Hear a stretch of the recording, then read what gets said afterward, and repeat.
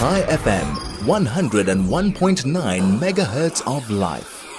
This is a Transfer Talk. Joining me in studio, Taryn Harris, partner and co-founder of Harris Marcus Mahlangu Attorneys. And I'm really very, very excited to talk about today's topic because I've only recently heard of just anecdotal cases and friends of mine that have run into a little bit of a problem, of a challenge, and that is in the area of heritage homes. I would never have thought. I mean, I know about one particular case. Gosh, if that's heritage, nobody wants it. But the truth is that there's a very, very specific system governing it. Good morning, Taryn. Hi, How are Howard. you? Good. How are you? I think you're also very excited to chat about this. I'm so excited about this because, to be honest with you, it's not something that people think about. And in fact, I must be honest, until it came across my desk, Right. It's not something I deal with. But it's there. And it's not even something necessarily that attorneys get involved in until later. So we wouldn't deal with it. So let me just tell you, when most people think of heritage, they think of a heritage site. They think of Robben Island. They think of I think of a Sir Herbert Baker house, a beautifully designed Sir Herbert Baker house with, the architecture. Yes, and it really shouts heritage. Or somewhere where Mandela lived. Exactly, It's somewhere where like, well, my house can never be a heritage site. Right. Well, that's not true. We got news for you. So, Right. correct. There's two categories of heritage. There are heritage sites, which is exactly as you've said, for a special cultural reason. So for human history, someone has lived there before, for very specific architecture. It's got historical relevance or scientific or like a natural value. Yes, that would be considered an actual heritage site. However, there's this whole other area of heritage which exists, which you need approval for if your house is older than 60 years. And 60 years is not a lot. It's anything that's built before 1966. So that all the parks, Glen Hazel, Hurlingham. Okay, yes, you've got areas of Sandton that are newer, but most of old Joburg, Cyril Dean, Linden, those are all areas where the homes are older than 60 years. So now you want to buy a home to renovate it or to flip it, or you think, you know what, it's an older home, I can get it for a great value. Let me do a renovation and great. But now the home is older than 60 years, and most people don't know, as much as it's a red stamp, how long it takes to get all these different approvals.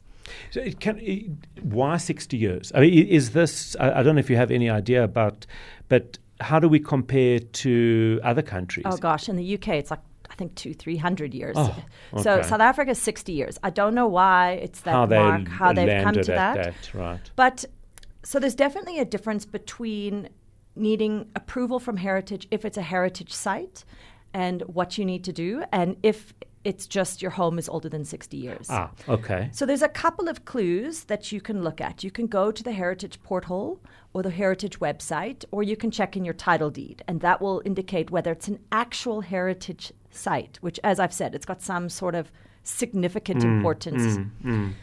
If it doesn't have that, but the home you know is older than 60 years, what do you need to do? First, you need to check if there's a residence association. So not all areas have these, but certainly ones like Parkhurst, Linden have a residence association. So you'd need an architect to do your plans, and then you'd have to get approval first from the residence association. Now, what's interesting to note is they only meet once a month. So it can take 1 to 2 months to get approval. Because your house doesn't come up at the meeting, basically. Well, it's only once a month, so it depends what's on their agenda. Right. But it's more of a rubber stamp if it's not a heritage site. It's just that it's older than 60 Right. years. So you would have to get that stamped. And bear in mind, if you live in a flat or a sectional title, in a flat that's older than 60 years, you will still need to do this, but you'll need the body corporate approval first. So you'll have to go to the Residents Association and the body corporate. Wow. Or the body corporate, then the Wow. residents. So we're talking no about idea. long delays here. So it's not that it can't be done, and it's not that Sure. you're not going to get the approvals, but you just have to note these timeframes for when you're planning. Because if you buy a home and think, well, I'm going to do a small renovation, it's going to take me 3-4 months and I'll be in. No, it's not. And what are the type of things that would need approval? So any change needs approval. Any plans. If you're doing a mod, you need a plan. You'll need an architect to do the plans. So any plans that need to. So if you would normally submit the plans, really, that's what it is. If you redo, you're doing the flooring, you don't need it. Unless it's a heritage site, Howard. Right. So that is, and that's where that difference becomes important. So this is what. So now, Right. let's say you've gone through your heritage association. You've got the approval there, and remember, you don't have to go to a residents association if there isn't one established. So these are only if they're established, which you'll need to check from the heritage site. Second thing you'll need to do then is go to Joburg Heritage and get approval. And this is obviously for all of South Africa. So if you're in Cape Town, you'd have to go to Cape Town Heritage. They also only meet once a month. The time frames for getting something approved at Joburg Heritage is 12 to 18 weeks. Now, this is after you've done the residence approval, after you've got the plans done. So now you're talking, this is a long process. So this is why I'm saying people need to really think and plan in advance. And not to say that they're not going to get approval. Again, this is more of a rubber stamping. After you've got the heritage approval, which I'm going to go into now, then you still need to submit to City of Johannesburg for municipal approval, which is your final stamp, or whichever municipality you're with. So if you're in a flat, for example, that's 4 approvals for time. The body corporate, whenever they meet, the Residents Association, Heritage, and City of Joburg. Plus, you need to get the plans drawn up. So these are long time frames when people are thinking of, I'm just going to flip a property, I will register it in 8 to 12 weeks. And I find this incredible, it's amazing. actually, It's astounding because people don't know. This can really impact people's lives, and both from a practical point of view, where you're going to live, as well as financial. 100%. Because you're paying for this house. You're sitting with a property, presuming that you paid for it because you've now got transfer, but you can do nothing with it. But what you can do, if you've got a clever agent or a clever attorney, you can, if you know you're going to be doing these, you can start the approvals already while the transfer is going across. So you can say, you'll put it in a clause in the agreement that, the owner agrees to sign anything necessary for the intended approval. So you can run these side by side if that is what you're going to do, but you need to know up front. So it does require planning. Mark says, we refurbished a Herbert Baker house. I think it's overrated. Stop it, Mark. With that kind of a negativity, we like Sir Herbert Baker houses. I'd love to hear from you, 061-895-1019, if you have run into these types of issues. I see that Jenna says, we bought a house in Parktown. It became our biggest nightmare. The association had us redo the plans 4 times and then said we needed to appoint their architect.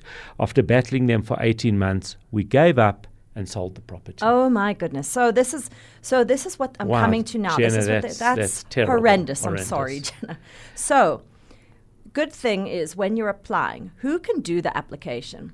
So I actually called an architect who we refer on, who's excellent, and I asked her. She said, "You need an architect who understands the application and understands the process, because they can already guide you on what's going to get approved and what isn't going to get approved." Right. If you're using a family friend who's an architect, a new architect, someone who doesn't understand what is required, it's going to be much harder to get these approvals. So I'm really sorry, Jenna, but you need to start early with a helping hand in your back pocket. You need to start with an architect who knows what's going to be approved. That's the first thing.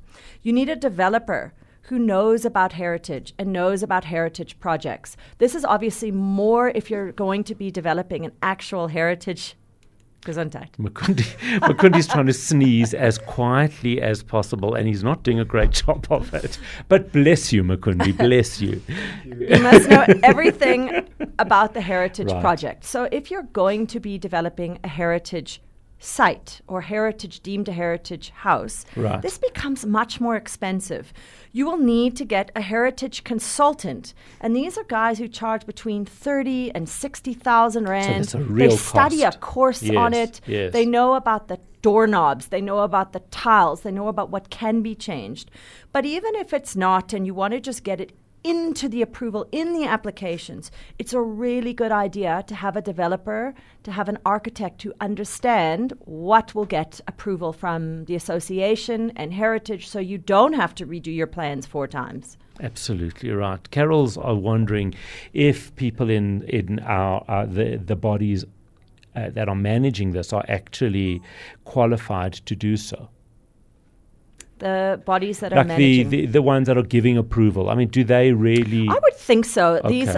There's applications on these done that are done quite frequently. So when I say frequently, once a month, but it's been going on for a long time. So I would think that the people that were there, especially, they have to get approvals from Heritage, from Right. Right. they would need to have that knowledge in order to give these approvals. But not all architects and not all developers do. Right. And finally, the most important thing that somebody buying a house that might be an old house, but what do they need to do? What is that the most important thing that they need to know and do? So there's nothing wrong with buying an old property. Right. That's the first thing. It's not that this is a lemon and now you can't do anything. Not at all. Many fantastic homes have the beautiful high ceilings, have all the best bones there. You know, the homes, as they say, they're not Yes. made like they used to be. Right. So, there's nothing wrong with buying an old home. If you're planning on renovating it,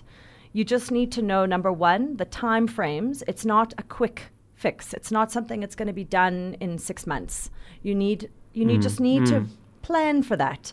So if you're thinking about it, get your plans drawn up. Get them drawn up by someone who understands what's required to do a heritage submission, even if it's not a heritage site. Get the right architect who understands how to deal with this if it is a heritage site, and just make sure whoever's helping you with doing the application knows how to submit and Manage has the this. experience to do it. So you're not like Jenna, who's shame. So that's wow. 4 times. But an important message, because it actually showed what can be, how problematic this can be. Taryn Harris, thank you as always. Taryn Harris, partner, co-founder of Harris Marcus Mahlangu Attorneys, talking to us about heritage homes and homes older than 60 years this week on Transfer Talk.